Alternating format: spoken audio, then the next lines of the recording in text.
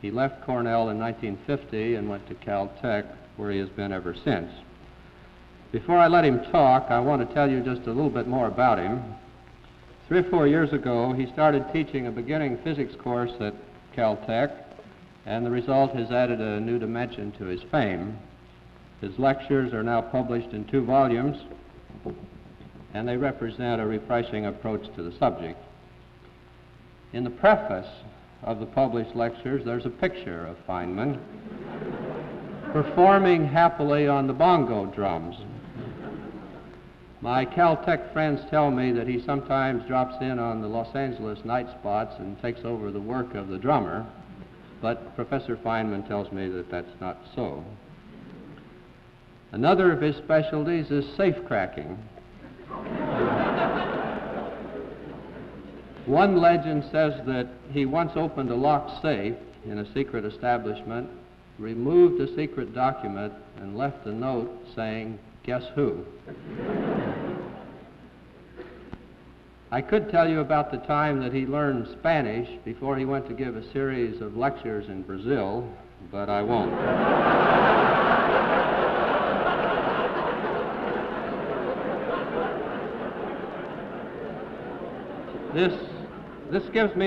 This gives you enough background, I think, so let me say that I'm delighted to welcome Professor Feynman back to Cornell.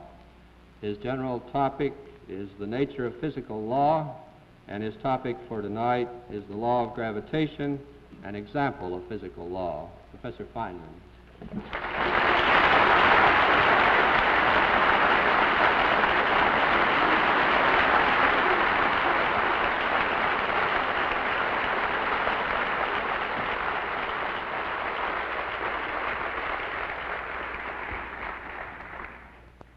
It's odd, but in the infrequent occasions when I've been called upon in a formal place to play the bongo drums, the introducer never seems to find it necessary to mention that I also do theoretical physics.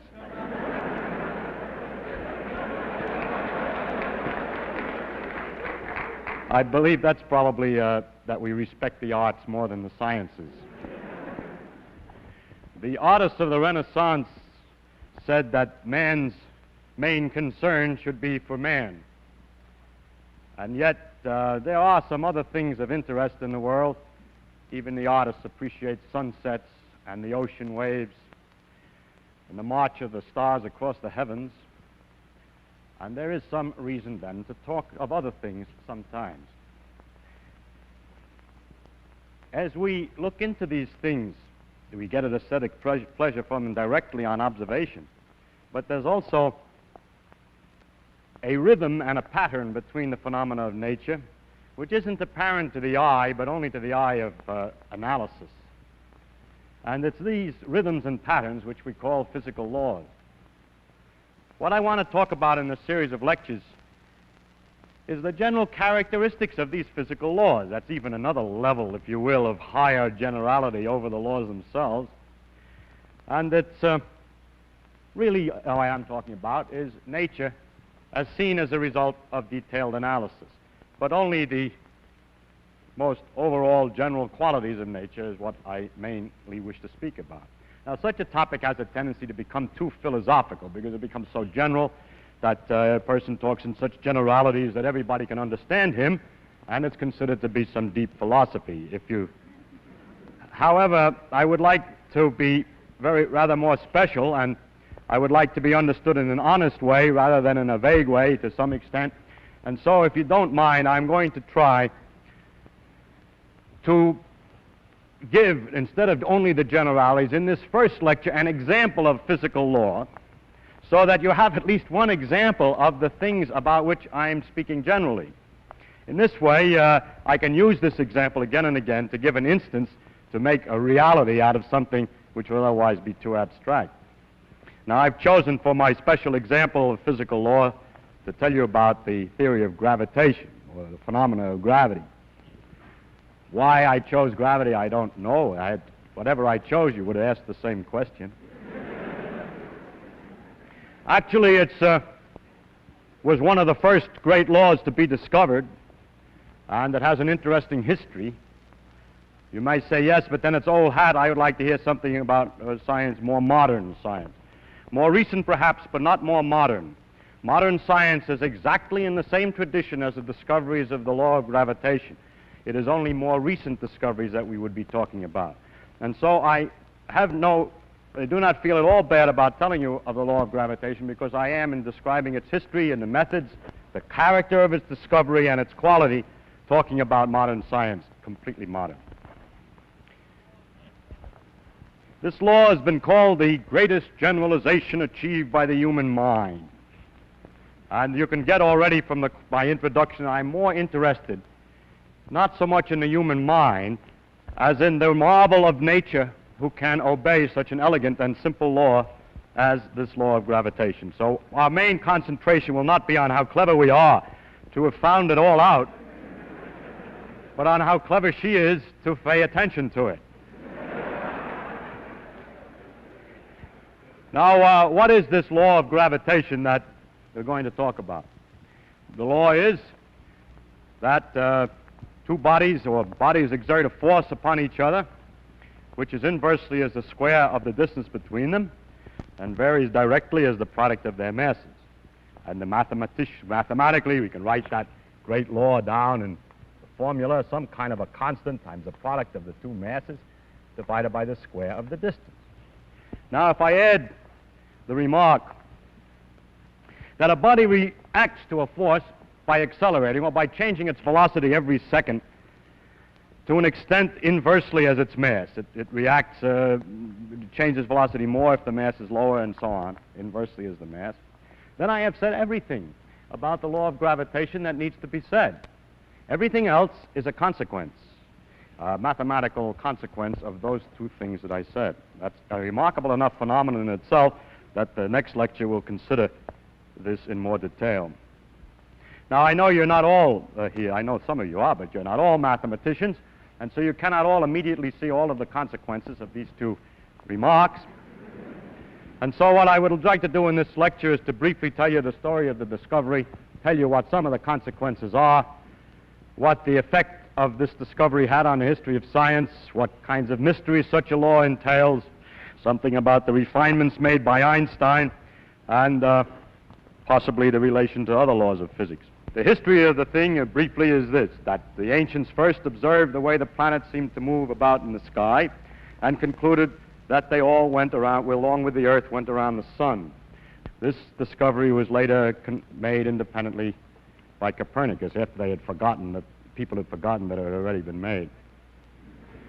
Now, the next question that came up to study was exactly how do they go around the sun? That is, exactly what kind of motion? Do they go with the sun at the center of a circle, or do they go in some other kind of a curve? How fast do they move, and so on? And this discovery took longer to make. The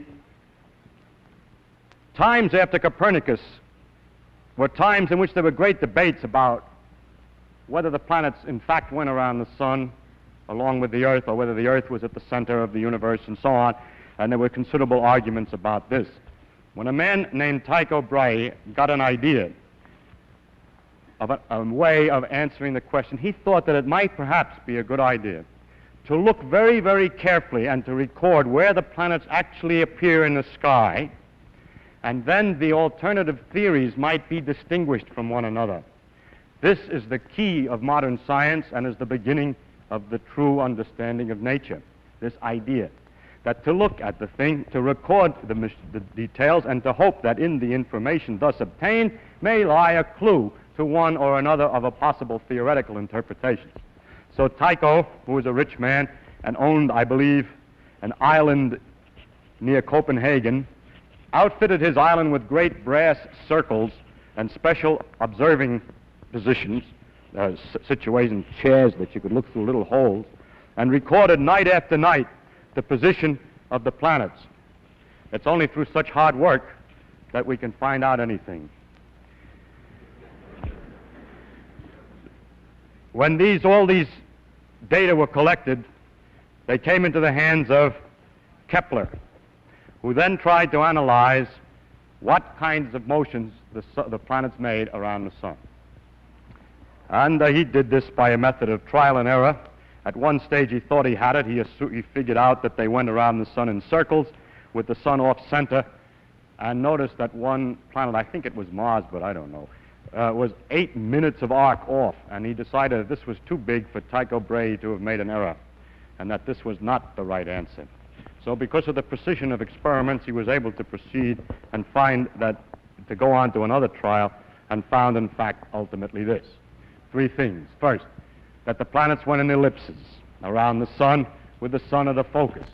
An ellipse is a curve all artists know about because it's a foreshortened circle, or children know about because somebody told them that if you take a string and tie it to 2 tacks and put a pencil in there, it'll make an ellipse. These 2 tacks are the foci, and if the sun is here, the shape of the orbit of a planet around the sun is one of these curves. The next question is, in going around the ellipse, how does it go? Does it go faster when it's near the sun, slower when it's further from the sun, and so on? We take away the other focus, we have the sun then and the planet going around. And Kepler found the answer to this too. He found this, that if you put the position of the planet down at 2 times separated by some definite time, let's say 3 weeks, and then at another place in the orbit, put the positions of the planets again separated by 3 weeks, and draw lines from the sun to the planet, technically called radius vectors. Anyway, lines from the sun to the planet, then the area that's enclosed in the orbit of the planet and the 2 lines that are separated by the planet's position 3 weeks apart is the same no matter what part of the orbit the thing is on. So that it has to go faster when it's closer in order to get the same area as it goes slower when it's further away, and in this precise manner. Some several years later, he found the 3rd rule, and that had not to do with the exactly motion of a single planet around the sun, but related the various planets to each other.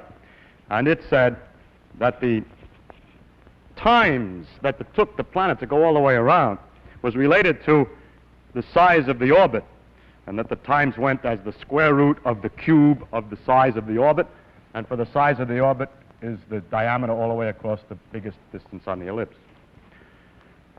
So he has these 3 laws, which are summarized by saying it's an ellipse, and that equal areas are swept in equal times, and that the time to go around varies as a 3/2 power of the size, the square root of the cube of the size.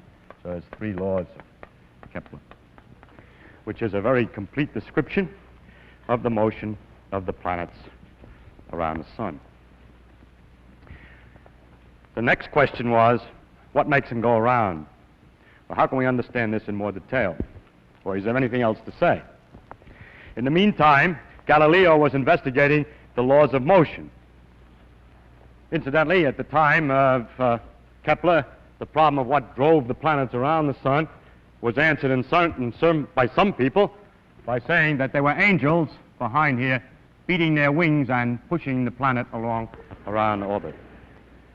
As we'll see, that answer is not very far from the truth. The only difference is that the angels sit in a different direction and the wings go in a different direction.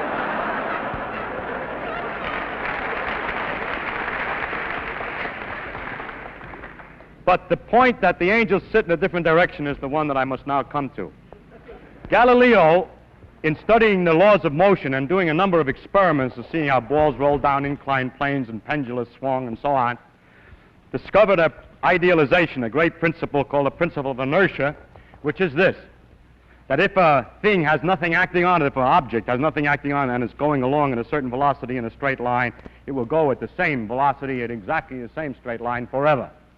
Unbelievable though that may sound to anybody who has tried to make a ball roll forever, the idealization is correct, and that if there were no influences acting, such as the friction on the floor and so on, the thing would go at a uniform speed forever. The next point was made by Newton, who discussed the next question, which is when it doesn't go in a straight line, then what? And he answered this way, that a force is needed to change the velocity in any manner. First, for instance, if you're pushing it in a direction that it moves, it will speed up. if you find that it changes direction, then the force must have been sideways. And that the force can be measured by the product of two effects. First, how much does the velocity change in a small interval of time? How fast is the velocity changing? How much is it accelerating in this direction, or how much is the velocity changing when it changes direction? That's called the acceleration. And when that's multiplied by a coefficient called the mass of an object, or its inertia coefficient, then that together is a force. One can measure for instance, if one has a stone on the end of a string and swings it in a circle over his head, then one can measure, when one finds one has to pull, the reason is that the speed of the velocity, the speed is not changing as it goes around the circle, but it's changing its direction, so there must be perpetually an in-pulling force, and this is proportional to the mass, so that if we were to take two different objects, first swing one, and then swing another one at the same speed around the head and measure the force in the second one, that second one, the new force is bigger than the other force in the proportion that the masses are different. This is a way of measuring the masses, by how hard it is to change the speed. Now, then Newton saw from this that, for instance, to take a simple example, if a planet is going in a circle around the sun, no force is needed to make it go sideways tangentially. If there were no force at all on it, it would have just keep coasting this way. But actually, the planet doesn't keep coasting this way, but finds itself later not out here where it would go if there were no force at all, but further down toward the sun. In other words, its velocity, its motion, has been deflected toward the sun. So what the angels have to do is to beat their wings in toward the sun all the time, that the motion to keep it going in a straight line has no known reason. The reason why things coast forever has never been found out. The law of inertia is no known origin. So the angels don't exist, but the continuation of the motion does. But in order to obtain the falling operation, we do need a force. So it became apparent that the origin of that the force was toward the sun. As a matter of fact, Newton was able to demonstrate that the statement that equal areas are swept in equal times was a direct consequence of the simple idea that all of the changes in velocity are directed exactly to the sun, even in the elliptical case. And maybe I'll have time next time to show you how that works in detail. So from this law, he would confirm the idea that the force is toward the sun. And from knowing how the periods of the different planets vary with the distance away from the sun, it's possible to determine how that force must weaken at different distances, and he was able to determine that the force must vary inversely as the square of the distance. Now, so far, he hasn't said anything. Yes, because he only said two things which Kepler said in a different language. One is exactly equivalent to the statement that the force is toward the sun, and the other is exactly equivalent to the statement that the law is inversely as the square of the distance. But people had seen in telescopes the Jupiter's satellites going around Jupiter, and it looked like a little solar system. So the satellites were attracted to Jupiter. And the moon is attracted to the Earth, and this goes around the Earth, is attracted the same way. So it looks like everything's attracted to everything else. And so the next statement was to generalize this and to say that every object attracts every other object. If so, the Earth must be pulling on the moon, just as the sun pulls on the planet. But it's known that the Earth pulls on things because you're all sitting tightly in your seats in spite of your desires to float out of the hall at this time. The pull for objects on the Earth was well known in the phenomenon of gravitation. And it was Newton's idea then that maybe the gravitation which held the moon in the orbit also applied, was the same gravitation that pulled the objects toward the Earth. Now, it is easy to figure out how far the moon falls in 1 second. Because if it went in a straight line, you know the size of the orbit, you know it takes a month to go around, and if you figure out how far it goes in 1 second, you can figure out how far the circle of the moon's orbit has fallen below the straight line that it would have been in if it didn't go the way it does go. And this distance is 1/20th of an inch. Now, the moon is 60 times as far away from the Earth's center than we are. We're 4,000 miles away from the center, and the moon is 240,000 miles away from the center. So if the law of inverse square is right, an object at the Earth's surface should fall in 1 second by 1/20th of an inch times 3,600, being the square of 60, because the force has been weakened by 60 times 60 for the inverse square law in getting out there to the moon. And if you multiply a 20th of an inch by 3,600, you get about 16 feet, and lo, it is known already from Galileo's measurements that things fell in 1 second on the Earth's surface by 16 feet. So this meant, you see, that he was on the right track. There was no going back now. Because a new fact that was completely independent previously, which is the period of the moon's orbit and its distance from the Earth, was connected to another fact, which is how long it takes something to fall in 1 second. So this was a dramatic test that everything's all right. Further, he had a lot of other predictions.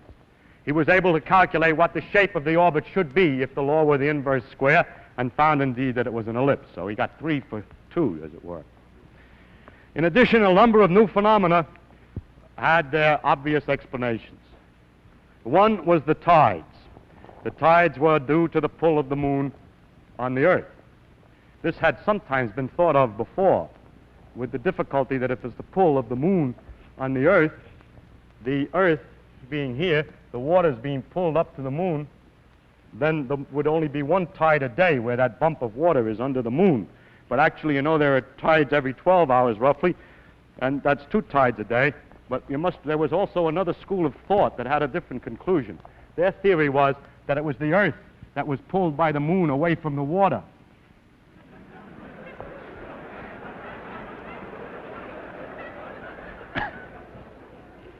So actually, Newton was the first one to realize what actually was going on, that the force of the moon on the Earth and on the water is the same at the same distance, and that the water here is closer to the moon and the water here is further from the moon than the Earth, than the rigid Earth, so that the water is pulled more toward the moon here, and here is less toward the moon than the Earth, so that it's a combination of those 2 pictures that makes a double tide. Actually, the Earth does the same trick as the moon. It goes around a circle, really. I mean, the force of the moon on the Earth is balanced, but by what? By the fact that just like the moon goes in a circle to balance the Earth's force, the Earth is also going in a circle. Actually, the center of the circle is somewhere inside the Earth. It's also going in a circle to balance the moon. So the 2 of them go around a common center here. And if you wish, this water is thrown off by centrifugal force more than the Earth is, and this water is attracted more than the average of the Earth. At any rate, the tides were then explained, and the fact that there were 2 a day. A lot of other things became quite clear. Why the Earth is round, because everything gets pulled in. And why it isn't round, because it's spinning so that the outside gets thrown out a little bit and it balances. And why the sun and moon are round, and so on. Now, as the science developed and measurements were made ever more accurately, the tests of Newton's law became much more stringent. And the first careful tests involved the moons of Jupiter. By careful observations of the way they went around over a long period of time, one could be very careful to check that everything was according to Newton. And turned out not to be the case. The moons of Jupiter appeared to be first get sometimes to 8 minutes ahead of time and sometimes 8 minutes behind schedule, where schedule is the calculated values according to Newton's laws.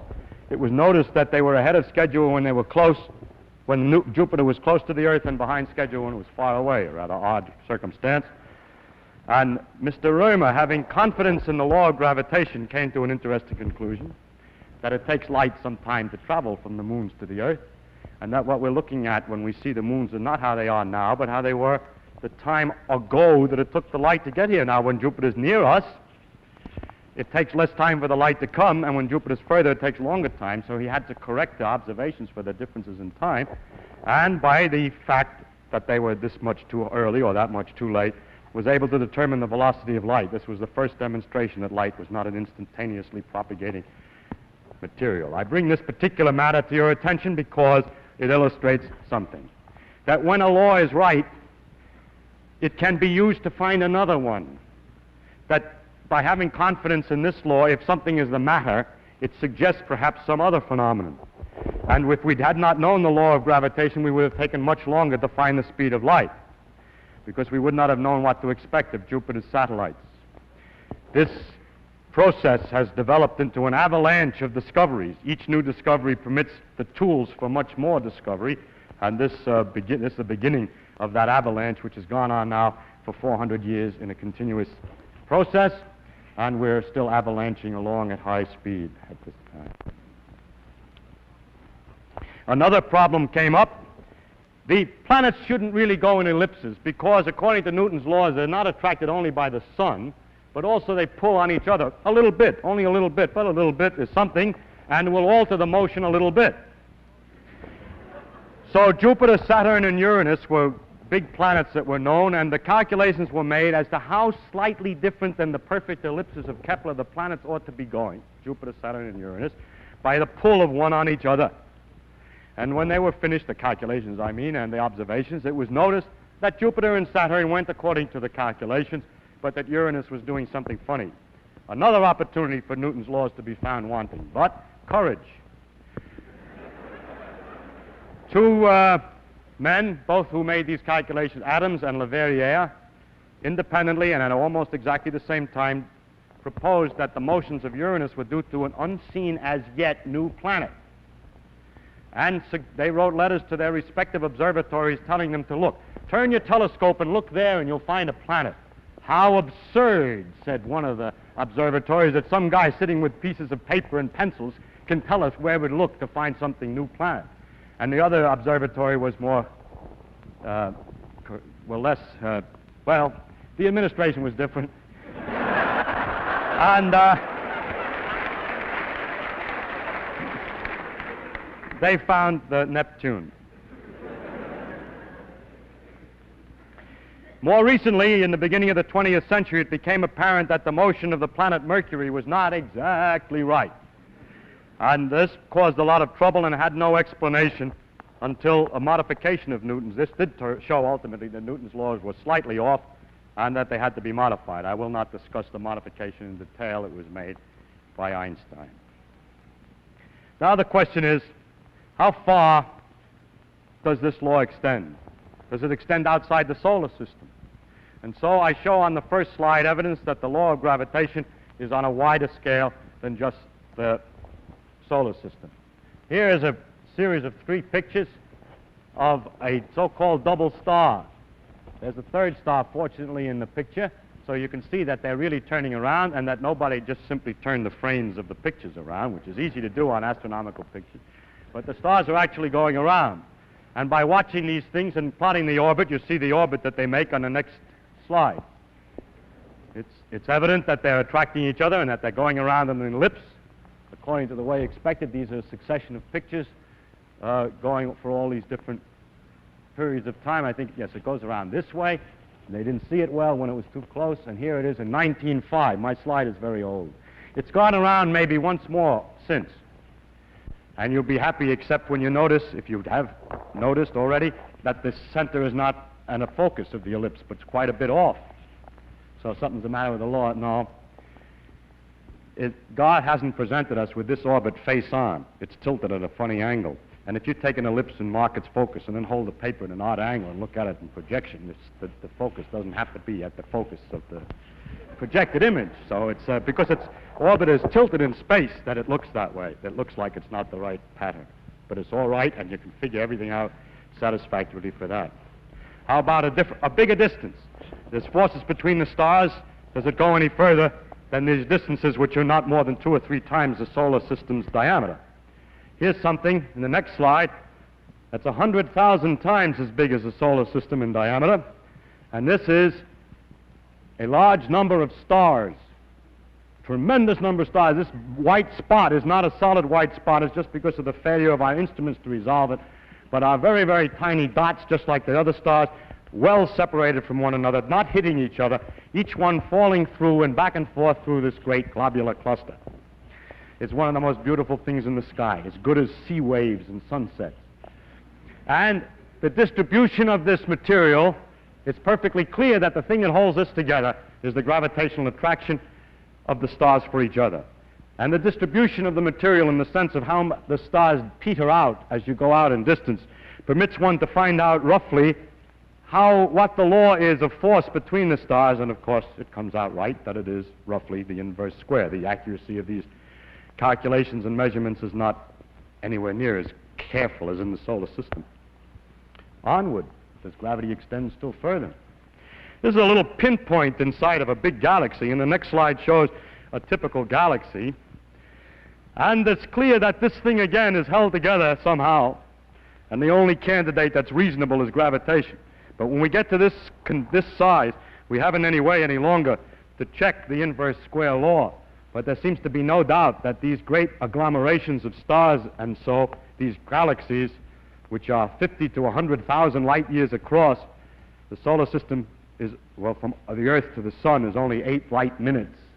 This is 100,000 light years that the gravity is extending even over these distances. And in the next slide is evidence that it extends even further. Here is what is called a cluster of galaxies. There's a galaxy here and here and here. There are galaxies here. They're all in one lump of galaxies, analogous to the cluster of stars, but this time what's clustered are those big babies that I showed you in this previous slide.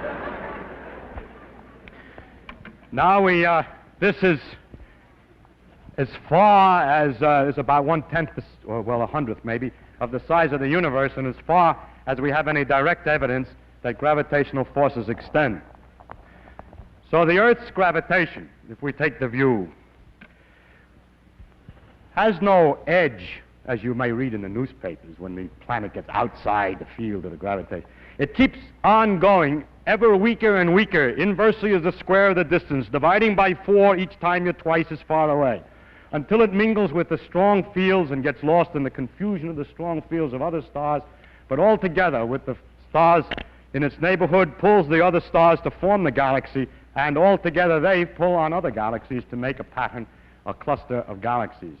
So the Earth's gravitational field never ends, but peters out very slowly in a precise and careful law, probably to the edges of the universe.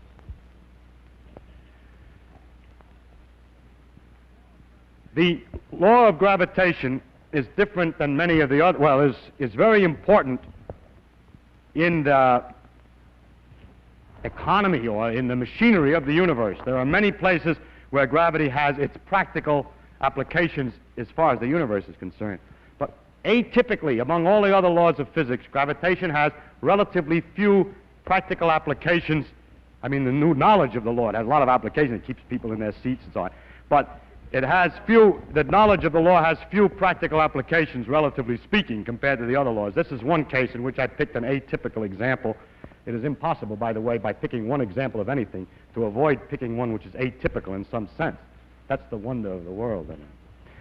The only applications I could think of were first in some geophysical prospecting, in predicting the tides, nowadays more modernly in working out the motions of the satellites and planet probes and so on that we send up, and also modernly to calculate the predictions of the planet's position, which have great utility for astrologers to publish their predictions and horoscopes in the magazines. That's the strange world we live in, that all the advances in understanding are used only to continue the nonsense which has existed for 2,000 years. Now, that shows that gravitation extends to the great distances, but Newton said that everything attracted everything else. Do I attract you? Excuse me, do I attract you? I was going to say, excuse me, do I attract you physically? I didn't mean What I mean is, is it really true that two things attract each other? Can we make a direct test and not just wait for the planets and look at the planets to see if they attract each other? And this experiment, the direct test, was made by Cavendish on equipment which you see indicated on the next slide. If I got my slides right. Well, I made a mistake. I was talking about the importance of the gravitation. I was overwhelmed by my clever remark about astrologers and forgot to mention the important places where gravitation does have some real effect in the behavior of the universe. And one of the interesting ones is the formation of new stars. In this picture, which is a gaseous nebula inside our own galaxy, and there's not a lot of stars, but it's gas, there are places where the gas has been compressed or attracted to itself here.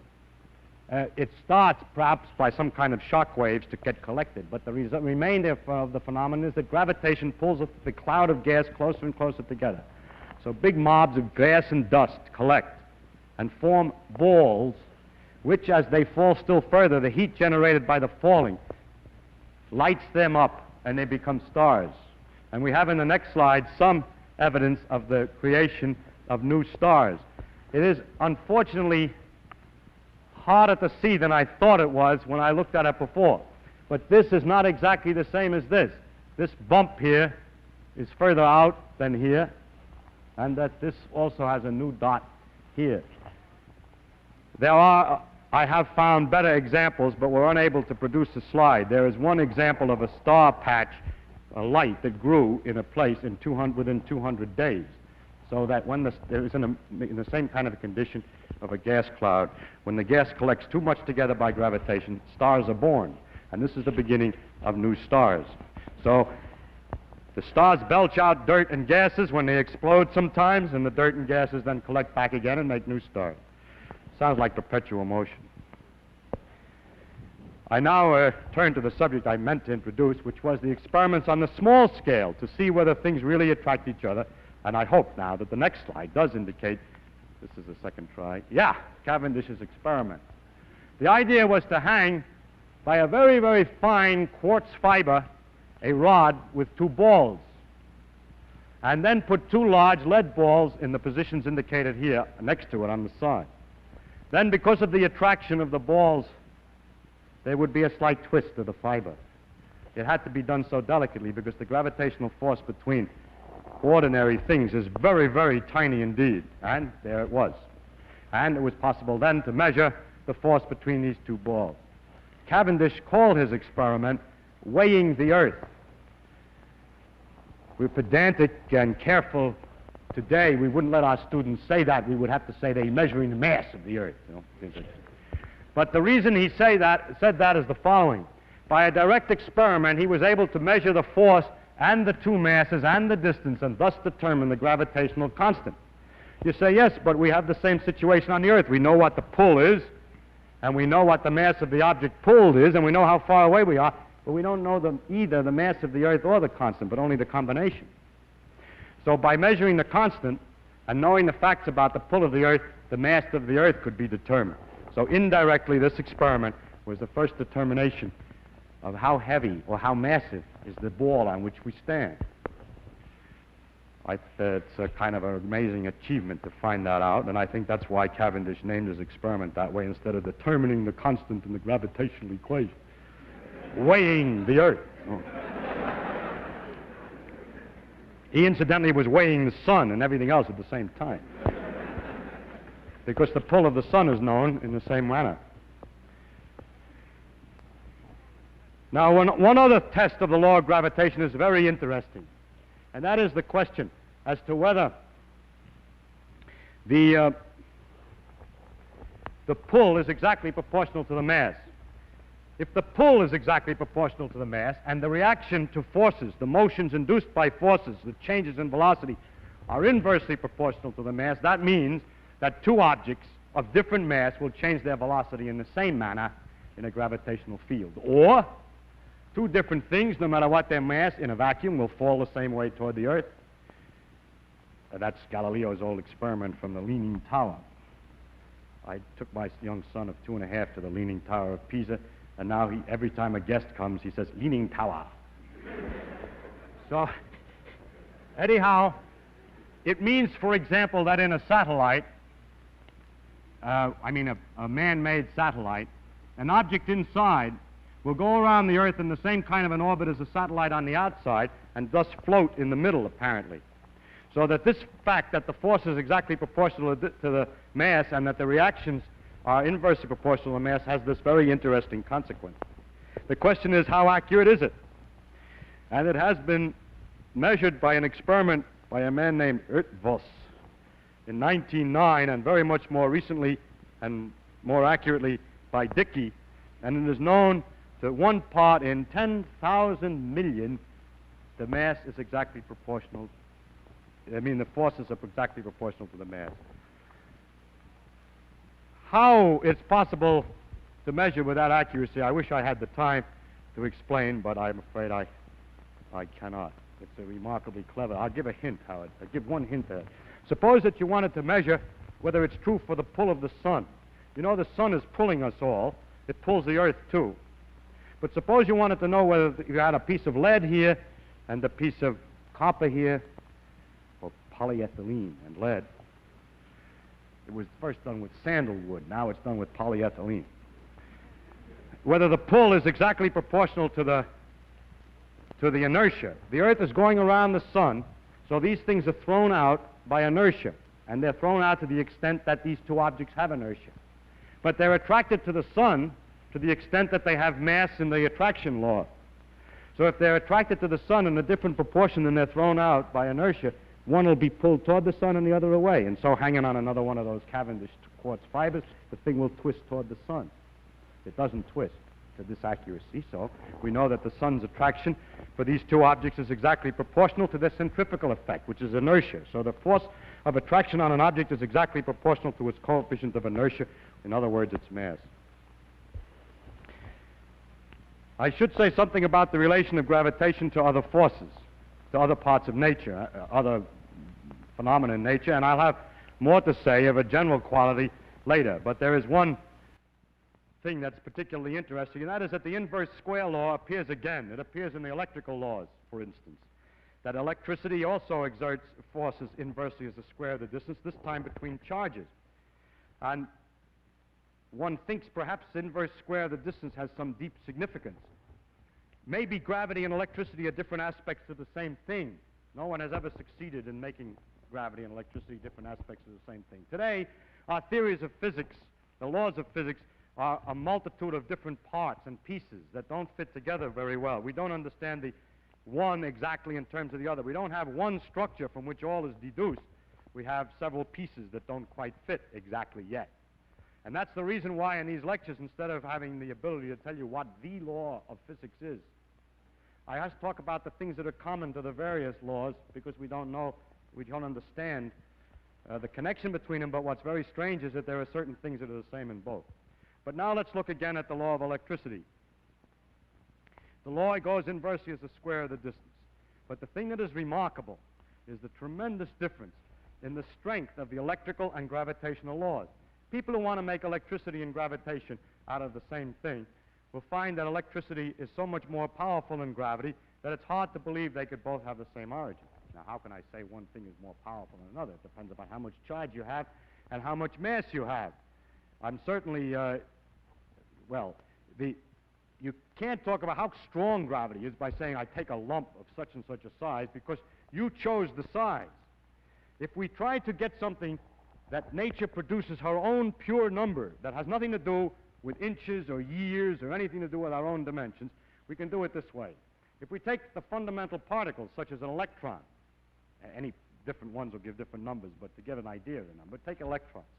2 electrons, a fundamental particle. It's an object. It's not something I don't have to tell you what units I measure in. It's 2 particles that are fundamental particles. And they repel each other inversely as the square of the distance due to electricity. And they attract each other inversely as the square of the distance due to gravitation. Question: what is the ratio of the gravitational force to the electrical force? And that is illustrated on the next slide. The ratio of the gravitational attraction to the electrical repulsion is given by a number with 42 digits, and goes off here. This is written very carefully out, so that's 42 digits. Now, therein lies a very deep mystery. Where could such a tremendous number come from? That means if you ever had a theory from which both of these things are to come, how could they come in such disproportion? From what equation has a solution which has, for one, 2 kinds of forces, an attraction and a repulsion, with that fantastic ratio? People have looked for such a large ratio in other places. They're looking for a large number. They hope, for example, that there's another large number. And if you want a large number, why not take the diameter of the universe to the diameter of a proton. Amazingly enough, it also is a number with 42 digits. And so an interesting proposal is made that this ratio is the same as the ratio of the size of the universe to the diameter of a proton. But the universe is expanding with time, and that would mean the gravitational constant is changing with time. And although that's a possibility, there's no evidence to indicate that it's in fact true, and there are several difficulties, partial indications that it doesn't, that the gravitational constant has not changed in that way. So this tremendous number remains a mystery. I must say, to finish about the theory of gravitation, two more things. One is that Einstein had to modify the laws of gravitation in accordance to with his principles of relativity. The first was, one of the principles was that effects cannot occur instantaneously, while Newton's theory said that the force was instantaneous. He has to modify Newton's laws. They have very small effects, these modifications. One of them is all masses fall. Light has energy, and energy is equivalent to mass, so light should fall, and that should mean that light going near the sun is deflected. It is. And also the force of gravitation is slightly modified in his theory, so that the laws slightly change, very, very slightly, and it is just the right amount to account for the slight discrepancy that was found in the movement of Mercury. Finally, with connection to the laws of physics on a small scale, we have found that the behavior of matter on a small scale obeys laws so different, very different than things on a large scale. And so the question is, well, how does gravity look on a small scale? What is called the quantum theory of gravity? There is no quantum theory of gravity today. People have not succeeded completely in making a theory which is consistent with the uncertainty principles and the quantum mechanical principles. I'll discuss these principles in another lecture. Now, finally, you will say to me, yes, you told us what happens, but what is this gravity? Where does it come from, and what is it? Do you mean to tell me that the planet looks at the sun, sees how far it is, takes the inverse of the square of the distance, and then decides to move in accordance with that law and move? In other words, although I've stated a mathematical law, I haven't given you no clue as to the mechanism. I will discuss the possibility of doing this in the next lecture, which is the relation of mathematics to physics. But finally, in this lecture, I would like to remind, just at the end here, to emphasize some characteristics that the gravity has in common with the other laws that we have mentioned as we passed along. The first is that it's mathematical in its expression. The others are that way too. We'll discuss that next time. Second, it's not exact. Einstein had to modify it. We know it isn't quite right yet because they have to put the quantum theory in. That's the same with all our other laws. They're not exact. There's always an edge of mystery. There's always a place that we have some fiddling around to do yet. That, of course, is not a property, probably not a property. It may or may not be a property of nature, but it certainly is common with all the laws as we know them today. It may be only a lack of knowledge. But the most impressive fact is that gravity is simple. It is simple to state the principle completely and have not left any vagueness for anybody to change the ideas about. It's simple, and therefore it's beautiful. It's simple in its pattern. I don't mean it's simple in its action. The motions of the various planets and the perturbations of one on another can be quite complicated to work out.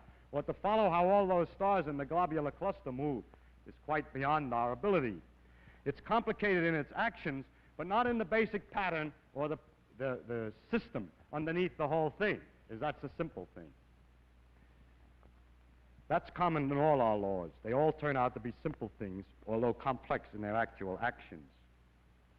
Finally comes the universality of the gravitational law, the fact that it extends over such enormous distances. That Newton, in his mind worrying about the solar system, was able to predict what would happen in an experiment of Cavendish, where Cavendish's little model of the solar system, the two balls attracting, has to be expanded 10 million times to become the solar system. And then 10 million times expanded once again, and we find the galaxies attracting each other by exactly the same law. Nature uses only the longest threads to weave her patterns. so that each small piece of her fabric reveals the organization of the entire tapestry. Thank you.